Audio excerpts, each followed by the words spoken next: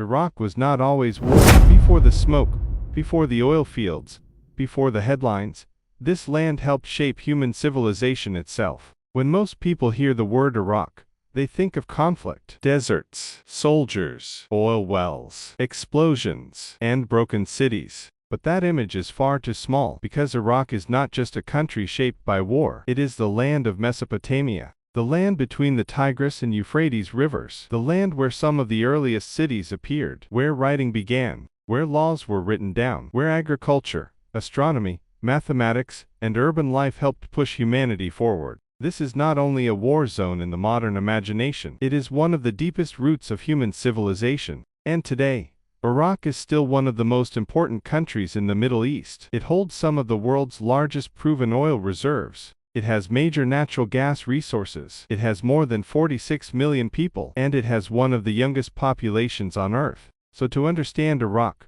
we need to look beyond the stereotype. Not just war, not just oil, not just ruins, but a real country with ancient roots, huge resources, deep challenges, and serious future potential. And the first thing you need to understand is its location. Iraq sits in Southwest Asia, at the northeastern edge of the Arabian Peninsula. To the north is Turkey, to the east is Iran, to the southeast are Kuwait and the Persian Gulf, to the south is Saudi Arabia, and to the west are Jordan and Syria. This location makes Iraq a natural crossroads between the Middle East, Central Asia, the Mediterranean, and the Persian Gulf. That has always mattered. In ancient times, this position connected trade routes, empires, armies, religions, and cultures. In the modern world, it connects energy routes, regional powers, security interests, and global markets. Iraq is not an isolated desert state. It is a country placed at the center of pressure. Its land area is about 438,300 square kilometers. That makes it larger than mainland Japan, and roughly 1.2 times the size of Germany. So Iraq is not a tiny country. It is a medium-sized state, with major regional weight. Its coastline is short, only about 60 kilometers. But that small opening to the Persian Gulf is extremely important, because it connects Iraq to global maritime trade, energy exports, and the wider world economy. In geography, small openings can carry huge consequences, and Iraq is a perfect example. Its location gives it influence, but it also makes it vulnerable, because every power around it has a reason to care about what happens there. To understand Iraq at the deepest level, you cannot begin with modern borders. You have to begin with rivers. The Tigris and Euphrates are not just water systems, they are the foundation of Iraqi civilization. The plain between these two rivers is known as Mesopotamia, one of the earliest cradles of human civilization. Here, the Sumerians built mature irrigation systems. Here, settled agriculture expanded. Here, some of the earliest large cities rose. Uruk, one of the first great urban centers in human history, appeared in this region. Cuneiform, one of the earliest writing systems, was born here. The Code of Hammurabi,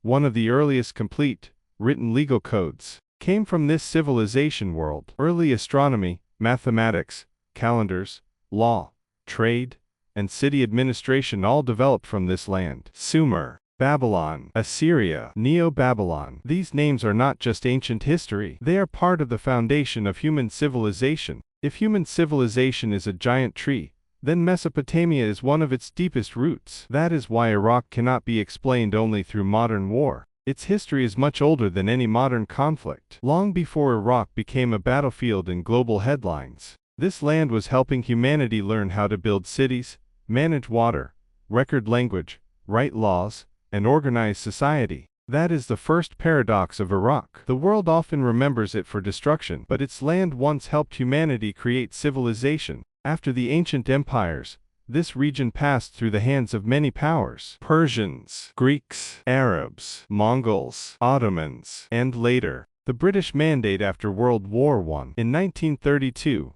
Iraq formally became independent and entered the modern era as a state. But modern Iraq would be transformed most deeply by one thing buried underground: oil. Oil is the lifeblood of Iraq's modern economy. Iraq has proven oil reserves of about 145 billion barrels. That ranks among the largest in the world. In simple terms, Iraq is one of the true giants of global oil. Its crude oil is often relatively high quality. Many of its oil fields are large, shallow, and easier to extract compared with more difficult fields elsewhere. This gives Iraq serious competitiveness in the global energy market. Today, Iraq produces millions of barrels of crude oil every day, placing it among the world's major oil producers. If the country becomes more stable and infrastructure improves, its production could rise even further. That means Iraq could become even more important to global energy supply. But oil is not Iraq's only energy asset. Iraq also has major natural gas reserves. It has phosphate. It has sulfur. It has mineral resources that many people rarely associate with the country. So Iraq is not just an oil country. It is an oil and gas country with serious long-term energy weight. But here comes the second paradox. Oil made Iraq valuable, but it also made Iraq impossible to ignore. For a country, resources can be a blessing, but in the wrong historical conditions, they can also become pressure. Iraq's economy depends heavily on oil. Oil provides most of its export earnings. It contributes most of government revenue. It directly supports a large share of GDP. And if upstream and downstream industries are included, the oil economy affects even more of the country. This means Iraq is a classic oil-dependent economy. When oil prices rise, the government has more money. When oil prices fall, public finances come under pressure. This creates a dangerous rhythm. The country has enormous wealth under the ground, but its economy remains exposed to global price swings. And this is why Iraq's story is not simply rich country with oil. It is more complicated. Iraq has world-class resources, but many ordinary Iraqis have not fully enjoyed the benefits of those resources. That is the real contradiction. A country can be rich in oil and still struggle with jobs, electricity, healthcare, infrastructure, and regional inequality. In 2024, Iraq's GDP was around $279.6 billion.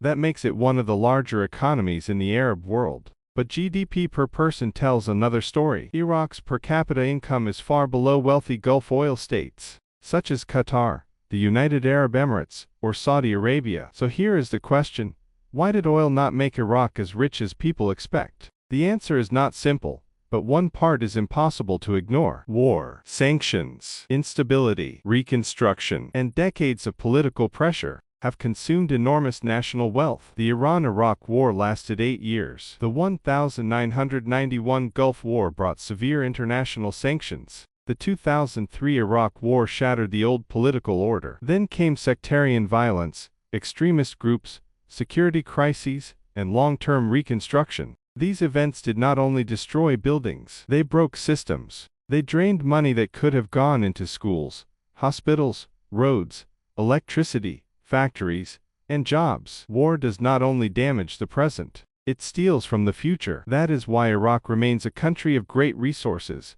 but uneven development. It has oil, it has history, it has people, it has location, but it also carries the weight of repeated disruption. Now let's move away from the map and the oil fields, and look at ordinary life. Because behind every statistic, there are people trying to live a normal life. Iraq's population is extremely young. The average age is only about 21 years old. That makes Iraq one of the youngest countries in the world. This is both a gift and a pressure. A young population means energy. It means labor. It means future demand. It means a society that can rebuild fast if opportunities appear. But it also means jobs must be created quickly. Schools must expand. Cities must absorb new generations. The economy must provide more than oil sector employment. And that is where Iraq faces a major challenge. Unemployment has remained high, especially among young people. The public sector and the oil industry still carry too much of the employment structure. Government jobs, state-owned companies, and oil-related positions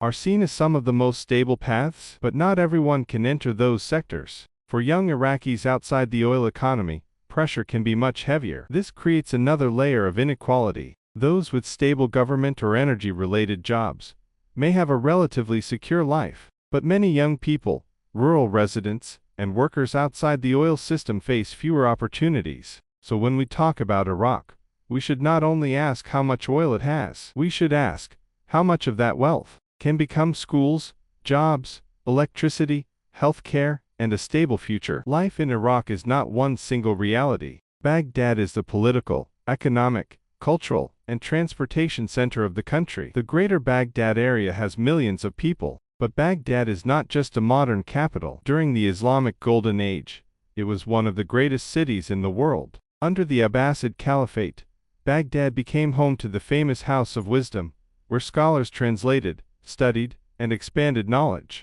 in astronomy, mathematics, medicine, philosophy, and literature. For centuries, Baghdad was one of the world's leading centers of science, trade, and culture. Even after years of war and instability, it remains the heart of Iraq. But Iraq is not only Baghdad. The Kurdistan region in the north has been relatively stable for a long time. Cities such as Erbil are more modernized in many ways, and are often seen as safer and better managed. In the south, Basra is the economic engine of Iraq. It handles most of the country's oil exports, and is home to major oil fields and port infrastructure. Baghdad is recovering its commercial and cultural role, but cities such as Mosul, which suffered heavily from war, are still going through difficult reconstruction. So Iraq is not one uniform reality. It is a country where some places are rebuilding quickly, while others are still repairing the damage of the past. That is why simple labels fail. Iraq is dangerous. Iraq is oil. Iraq is poor. Iraq is war. All of these are incomplete. The reality is layered. Iraq is ancient and young, rich and pressured, damaged and rebuilding, strategic and vulnerable. Now look at the basic welfare systems. Iraq has public education. It has compulsory schooling. Primary school enrollment is high. The country has universities, colleges, and institutions of higher education. Before decades of conflict weakened the system, Iraq's higher education was once among the strongest in the Middle East. Healthcare is also partly supported through public institutions. Public hospitals provide free or low-cost basic medical services, especially for common diseases and lower-income groups. But the system still faces serious problems. Many facilities are aging. Medical resources are unevenly distributed. Remote areas and post-war reconstruction zones still need major improvement. Iraq also provides food and fuel support to many low-income families. Because of its oil resources, domestic fuel prices remain relatively low compared with many countries. This is one of the most visible benefits